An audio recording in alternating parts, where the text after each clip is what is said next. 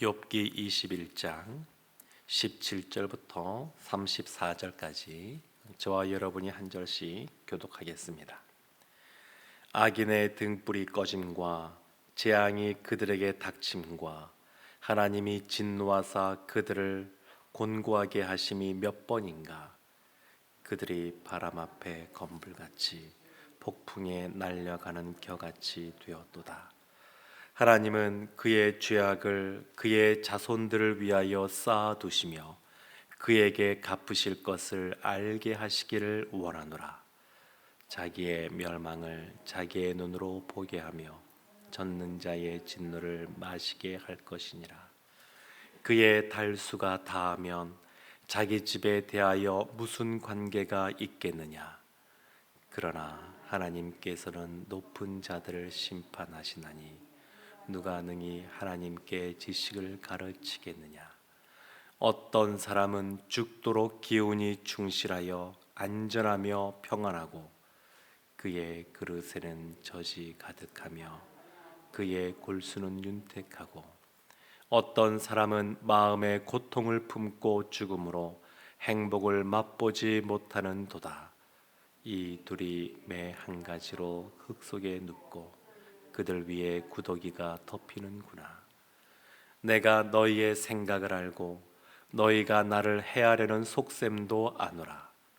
너희의 말이 귀인의 집이 어디 있으며 악인이 살던 장막이 어디 있느냐 하는구나. 너희가 길 가는 사람들에게 묻지 아니하였느냐. 그들의 증거를 알지 못하느냐. 악인은 재난의 날을 위하여 남겨둔 바 되었고 진노의 날을 위하여 끌려가느니라. 누가 능히 그의 면전에서 그의 길을 알려주며 누가 그의 소행을 보응하랴. 그를 무덤으로 메어가고 사람이 그 무덤을 지키리라.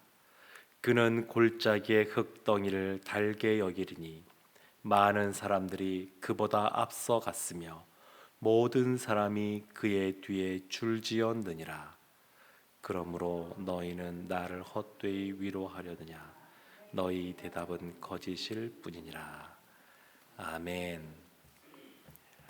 욥과 세 친구의 대화가 계속 이어지고 있습니다.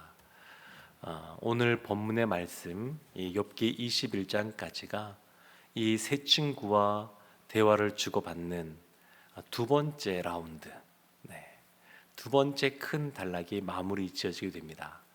그리고 22장부터는 세 번째 그 친구들과 또 대화하는 장면이 나옵니다.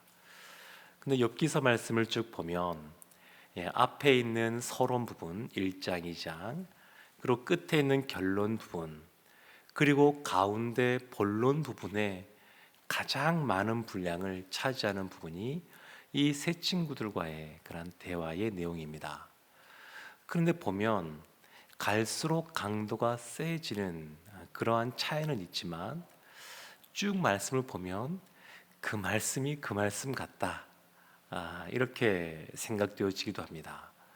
엘리바스의 말이나 또 지금 우리가 보고 있는 이 소발에게 대답하는 이 욥의 말이나 이 말들을 친구들의 그 세 친구의 말들을 쭉 보면 그냥 거기서 거기 특별하게 큰 차이가 있지 않고 그 친구들은 이 보응 원리에 의한 그러한 시각을 가지고 이 욥을 판단하고 또 심지어 악인을 하고 정죄하며 말하는 그런 모습을 일관되게 볼 수가 있습니다. 그래서 이 욥기 말씀 볼 때 이런 것이 좀 어려움이 됩니다. 그냥 짧은 몇 장이 아니라 수십 장에 걸쳐서 이 내용이 기록이 되어 있기 때문에 이 긴 분량의 내용, 어찌 보면 비슷한 내용 같은데 그것을 반복해서 봐야 되는, 우리가 생명의 삶, 이 묵상집을 통해서 우리가 날마다 이렇게 말씀을 보고 있는데 지난달부터 지금 2달째 이 말씀을 보고 있고 이달 말에 다른 본문으로 잠깐 넘어가긴 합니다만 욥기 말씀을 끝내지 못합니다. 그러니까 분량이 많습니다.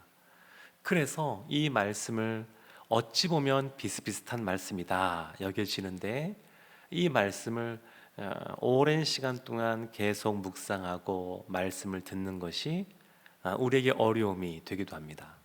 이거는 설교자에게도 마찬가지입니다. 설교자에게도 이 말씀을 비슷비슷해 보이지만 그럼에도 불구하고 하나님이 허락하신 이유가 있기 때문에 그 안에서 하나님이 우리에게 주고자 하시는 말씀을 발견하고 찾아내고 또 전하는 것이 사실은 쉽지 않은 그러한 과정입니다. 그러면서 오늘 또 이 욥의 말을 보면 어디서 본 것 같은 그러한 욥의 대답들을 또 마주하게 됩니다. 이 17절 말씀 보면 욥이 이렇게 말을 합니다.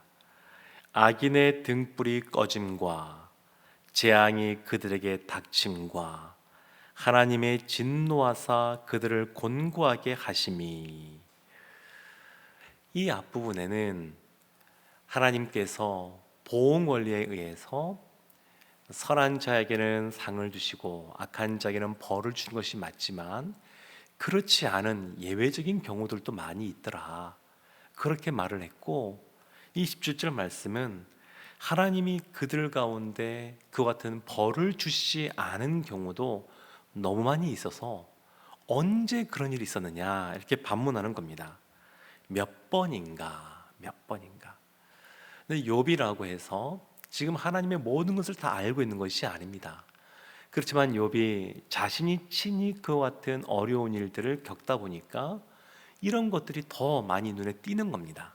그러면서 악인들의 등불이 꺼지지도 않는 것 같고 재앙이 그들 가운데 닥치지 않는 것 같고 하나님의 진노하심으로 말미암아 그들이 곤고하게 되는 것 같지도 않은, 욥이 느끼기에 지금 자신이 그 고난 가운데 있으면서 그렇게 느껴지는 겁니다. 23절 보면 이런 말씀이 또 나옵니다. 어떤 사람은 죽도록 기운이 충실하여 안전하며 평안하고, 25절 보면 어떤 사람은 마음의 고통을 품고 죽음으로 행복을 맛보지 못하는 도다. 그러니까 어떤 사람은 그냥 평안하게 죽음을 맞이하게 하고 어떤 사람은 죽을 때까지 힘든 삶을 살기도 한다. 근데 여기 보면 어떤 사람이라고 할 때 악인과 또 의인으로 이것을 구분하여서 이와 같이 되는 것이 아니다, 이런 말을 하는 겁니다. 보응 원리에 의하면 이 의인은 죽음도 평안해야 되고 악인은 죽음조차 어려워야 되는데 그 구분이 없는 것 같다, 욥이 그렇게 지금 고백하고 있는 겁니다. 그러면서 31절 보면 이런 말씀도 합니다. 누가 능히 그의 면전에서 그의 길을 알려주며 누가 그의 소원을 보응하랴. 이 죽음과 관련하여서 그 길 가운데도 누군가는 보응을 해야 될 것 같은데, 그런데 32절 보면 그를 무덤으로 메어가고 사람이 그 무덤을 지키리라. 여기서 그라고 하는 사람은 악인을 지금 말하고 있는데, 악인이 죽은 다음에도 사람들이 그 사람을 잘 이렇게 메어서 장사를 치룬다는 겁니다. 그리고 많은 사람들이 33절 보면 많은 사람들이 그 사람을 찾아온다는 겁니다.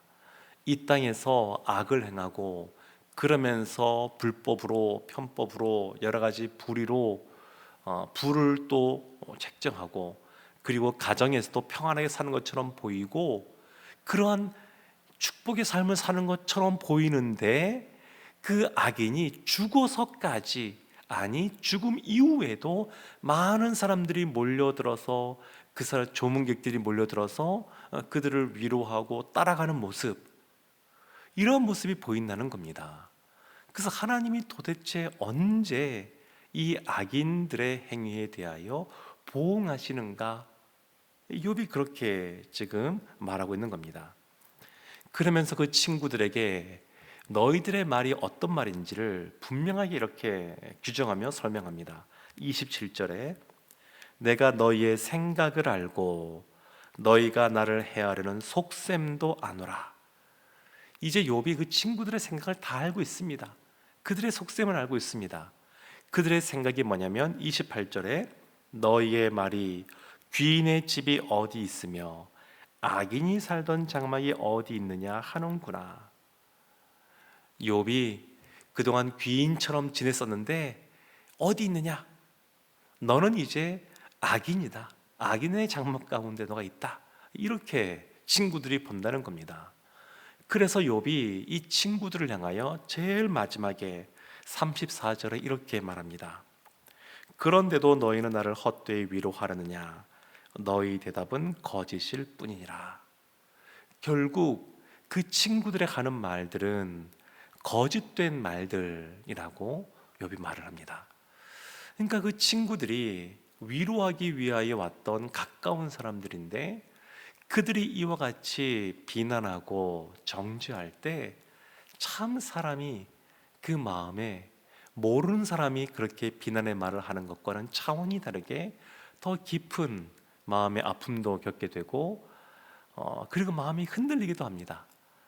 마음과 생각을 지키시리라. 빌립보서 보면 그리스도 예수 안에서 우리의 마음과 생각을 지키시리라 할 때 이 마음과 생각이 멘탈입니다. 멘탈. 근데 이와 같이 가까운 사람들이 그와 같은 말들을 하면 멘탈이 흔들리게 되어 있습니다. 근데 욥이 끝까지 굳건히 붙잡고 있는 것이 있는데 그것이 22절 말씀입니다.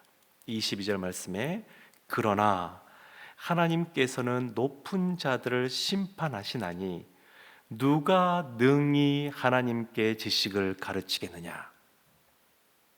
하나님의 주권을 인정하는 겁니다. 이 욥이 이 사람들의 말에 흔들리는 것이 아니라 또 우리가 이해하지 못하는 왜 보응의 원리로 하나님이 다 하지 않으실까? 그렇게 생각하지만 하나님의 지식, 하나님의 주권을 욥이 인정하고 있습니다. 하나님께서는 악한 자에게 벌을 주시는 이 보응의 원리가 있는데 여기에 하나님께서는 종속되시는 분이 아니십니다. 물론 이것이 성경의 가르침 중에 아주 뼈대와 같은 중요한 것이지만 그러나 하나님은 이것에 매여 있지 않으시고 이것 위에서 역사하시는 분이십니다. 그래서 로마서 11장 33절에 이렇게 말합니다. 깊도다 하나님의 지혜와 지식에 풍성하며 그의 판단은 헤아리지 못할 것이며 그의 길은 찾지 못할 것이로다. 그러니까 하나님의 지혜와 지식, 하나님의 그러한 주권, 하나님의 경륜과 또 섭리 이런 것들은 우리의 생각을 뛰어넘어 계십니다. 그래서 하나님이 아브라함을 부르실 때에 어디로 가는지 명확하게 말씀하지 않으심에도 너는 본토 친척 아비 집을 떠나라. 그때 이 아브라함이 갈 바를 알지 못하고서도 그 말에 순종합니다. 하나님의 그 주되심을 인정하는 겁니다. 요셉도 보게 되면 그 어린 나이에 17세에 형들에 의해서 종으로 이 애굽으로 팔려가게 되었는데 그 시간 동안에 본인이 다 알지는 못하고 마음으로 또 여러 가지 내적으로 치열한 그러한 갈등 속에 하나님께 이 어려움을 해소해 달라고 기도하며 십수년의 세월을 보냈는데 그 세월이 지나고 나서야 그제서야 깨닫습니다. 하나님이 나를 이 가족들 이스라엘보다 앞서서 날 보냈고 나를 통하여 이 가뭄이 있게 될 이 열방을 구원하는 일에 나를 쓰기 위하여 하나님이 보내신 것이구나. 뒤늦게 가서야 깨닫습니다. 그 일을 겪는 종으로 삶을 살 때 억울하게 누명 쓰고 감옥에 살 때 이 욥이 다 알지 못했습니다. 그럼에도 불구하고 하나님의 주권을 인정하고 그것을 신뢰하고 하나님을 떠나지 않고 주님 앞에서 경건하게 이 요셉이 삶을 살아갔습니다. 다윗도 그렇습니다. 다윗도 왕으로 기름 부음 받은 사람입니다. 사무엘을 통하여 기름 부음 받았는데 그때부터 고난이 시작이 됩니다.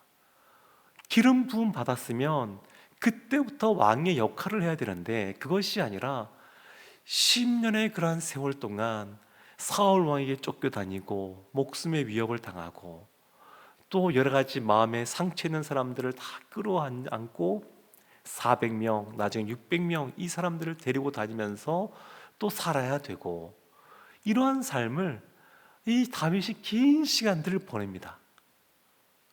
그러니까 이런 것들을 그 순간에 다 이해할 수가 없습니다. 하나님이 나를 왕으로 기름 부으셨는데 현실의 삶은 도저히 왕과 같은 삶이 아닌 정반대와 같은 그러한 삶을 살고 있는 모습. 그렇지만 이 다윗이 하나님을 신뢰하니까, 하나님의 주권을 인정하니까 시편에 나와 있는 많은 그러한 시들의 고백들처럼 그 문제가 있을 때마다 하나님께 나가는 겁니다. 욥이 이와 같이 좀 흔들흔들한 모습도 있고, 그리고 본인 안에서 다 정리가 되지 않은 모습이 있지만 끝까지 욥이 붙잡고 있는 것이 뭐냐면 하나님의 주권입니다. 다 이해 못해도 그 위에 역사하시는 하나님을 바라보고 이 욥이 나아가는 겁니다. 우리 교회도 보면 늘 우리 교회를 생각할 때 크게 두 가지를 늘 생각합니다. 첫 번째가 뭐냐면 우리가 하는 모든 것들이 다 하나님의 영광이 되기를 원한다. 하나님의 영광을 위하여 세워진 이 교회, 우리가 하는 모든 것들이 또한 하나님의 영광이 되기를 원한다. 이것이 첫 번째이고, 두 번째는 주되심을 인정하는 겁니다. 교회는 그 머리가 그리스도이시고 교회는 그리스도의 몸이기 때문에 이곳은 주님께서 다스리고 통치하시고 늘 주님의 인도하심 따라 가기를 소망하는 그러한 공동체라고 하는 것, 이것이 늘 우리가 붙잡고 가는 겁니다. 이것은 우리의 개인의 삶도 마찬가지고 우리의 자녀들의 삶도 마찬가지고 우리의 가정도 마찬가지입니다. 하나님은 우리를 향하여 계획을 하고 계십니다. 그리고 그 마지막은 영화롭게 하는 겁니다. 로마서 말씀하고 있는 것처럼, 그래 우리가 때로는 욥과 같은 이유를 알 수 없는 고난 가운데 있는다 할지라도, 육체의 질병 가운데 있는다 할지라도 합력하여 선을 이루어 가실 줄로 믿습니다. 하나님의 주권을 인정하고 오늘도 하나님만 더욱 의지하고 하나님 앞에 나아가는 우리 모든 성도들 되시기를 주님의 이름으로 축원합니다. 아멘. 기도하겠습니다. 하나님, 이욥이 거짓된 말을 하는, 또 이욥이 더 고난 가운데 거하기를 원하는 그러한 마음으로 말을 하는 친구들의 말에 흔들리지 않고 주권자 되시는 하나님을 더욱더 바라보고 의지하는 것처럼 우리도 세상 그 무엇이 아니라 오직 하나님만 붙들고 의지하며 나가게 하여 주시옵소서. 하나님의 경륜과 섭리 속에 결국 우리를 더욱더 아름답게 만드실 하나님을 인정하며 다윗처럼 감사하고 찬양하며 오늘도 살아가게 하여 주시옵소서. 예수님의 이름으로 기도합니다. 아멘.